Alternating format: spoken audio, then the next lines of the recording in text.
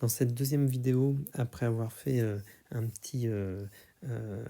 une petite liste à la Prévert dans la première vidéo, ici, donc, nous allons aller un petit peu plus loin sur cette problématique d'écologie. La première partie s'appelait Il y a ce que l'on voit, et aujourd'hui, donc, cette deuxième partie s'appelle Ce que l'on voit et ce que l'on ne voit pas. Et donc, je vais vous parler de l'ozone dans un premier temps.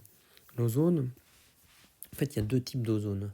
Il y a l'ozone dont vous entendez parler, c'est la pollution à l'ozone, donc qui est une ozone qui va rester dans les parties basses en fait de notre atmosphère et qu'on va retrouver par exemple au niveau des villes, notamment quand il fait chaud et que il y a beaucoup de trafic. Euh, nous n'allons pas parler de cette ozone-là, nous allons parler de l'ozone qui se trouve plus haut dans l'atmosphère et qui est extrêmement importante dans l'apparition de la vie non pas dans l'eau, mais au niveau terrestre, de la sortie de la vie de l'eau vers les milieux aériens. Alors, pourquoi c'est quelque chose d'extrêmement important? Parce que cette ozone, en fait, comme je vous l'ai indiqué ici, vous voyez, le soleil va nous envoyer des rayonnements, il y a des UV, et ces UV, ben, ça va poser un certain nombre de problèmes, notamment pour l'ADN. Et donc, on va avoir des destructions de structures d'ADN qui, bien sûr, en fait, ne permettraient pas, si on avait tous ces UV qui nous arrivaient à chaque instant, qui ne permettraient pas à nos cellules de survivre au final. Donc il a fallu la formation de l'ozone à partir d'oxygène qui avait été créé par des cyanobactéries qui se trouvaient être dans les océans. Donc on a eu un enrichissement de l'atmosphère en oxygène, et puis l'oxygène sous l'influence des UV a donné lieu à une molécule qu'on appelle l'ozone. Et cette ozone que j'ai représentée avec une couche en rouge, en fait, elle nous protège des UV.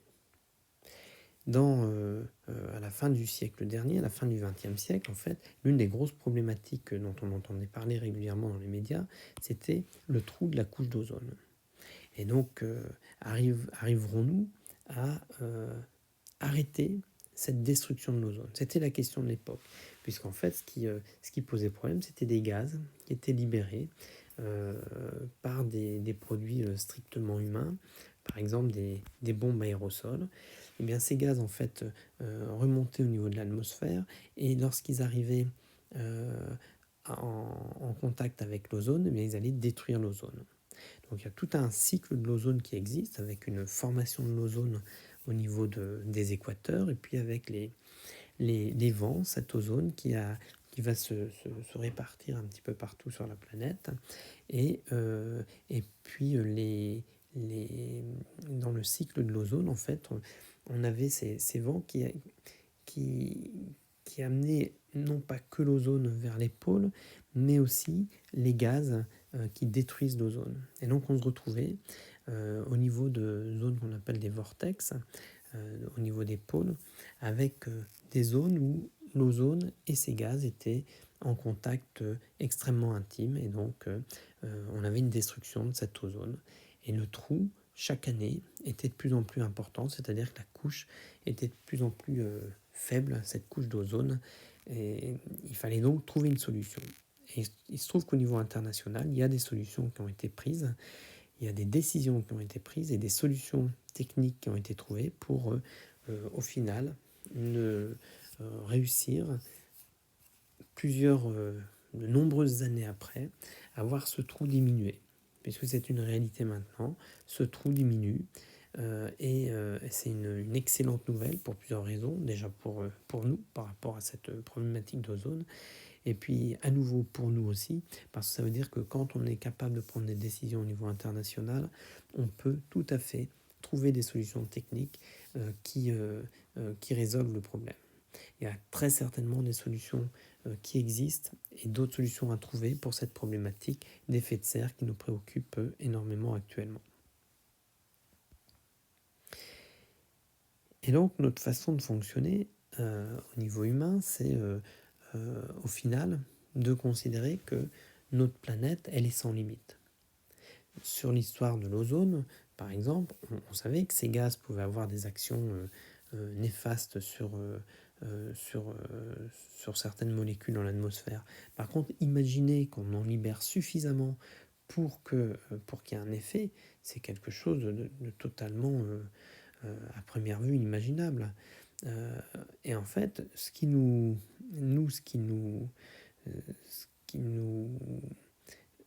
pose problème en fait dans notre façon de réfléchir, c'est que tant qu'on ne voit pas les choses, on n'y croit pas.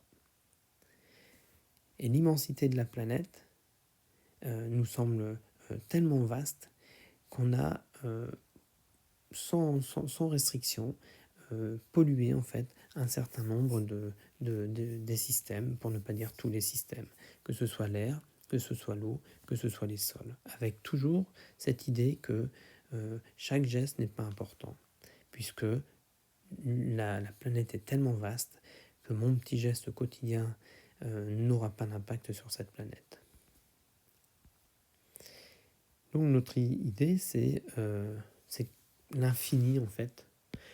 L'infini que l'on voit tous les jours au niveau de notre planète, quand on voit la dimension des océans, un petit geste, au final, c'est pas quelque chose d'important.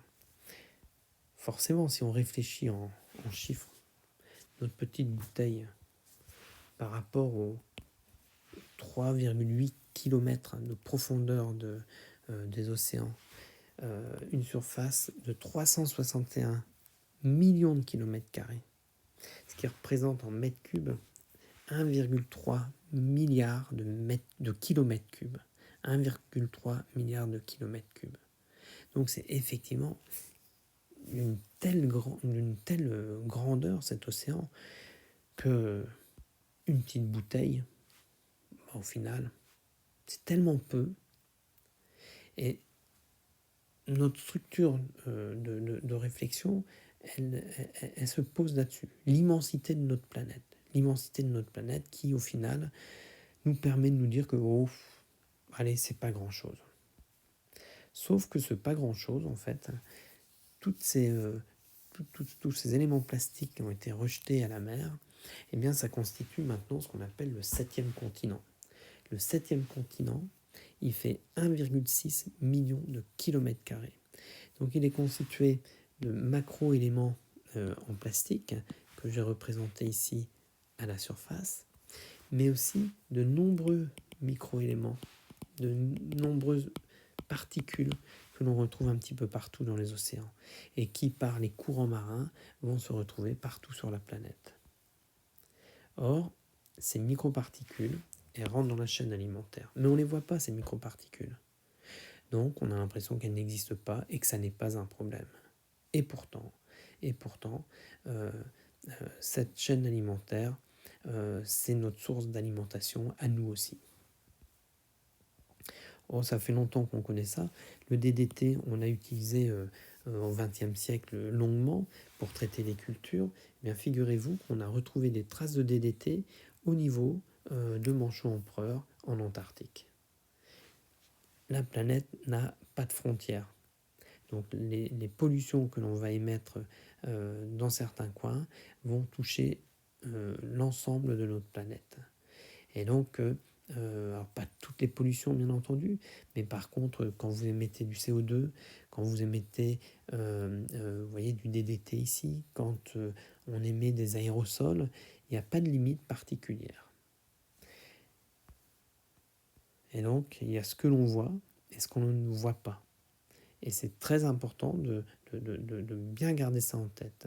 Ce que l'on ne voit pas n'a pas forcément à être négligé. Il y a des connaissances scientifiques derrière qui vont nous expliquer toute cette problématique d'enchaînement, on va dire, de réactions, de mécanismes qui vont aboutir à ce que je vous disais précédemment, par exemple, retrouver des polluants dans les plumes des manchots empereurs qui, eux, sont en Antarctique. C'est quand même quelque chose d'assez affolant, mais qui nous montre que notre planète, aussi immense soit-elle, eh bien, au final, le monde n'est pas si vaste. Et donc, il faut, de mon point de vue, faire appel à l'écologue. L'écologue, c'est un scientifique qui travaille sur l'écologie. Donc cet écologue, il peut être chimiste, il peut être biologiste, il peut être géographe, il peut être physicien, il peut être géologue. L'écologue, en fait, va s'intéresser aux écosystèmes, à la biosphère, à la biodiversité, aux pollutions, à tout ce qui va nous intéresser, nous, en écologie, pour pouvoir gérer l'environnement au sein des entreprises. On en reparlera dans la partie 3 sur la prochaine vidéo.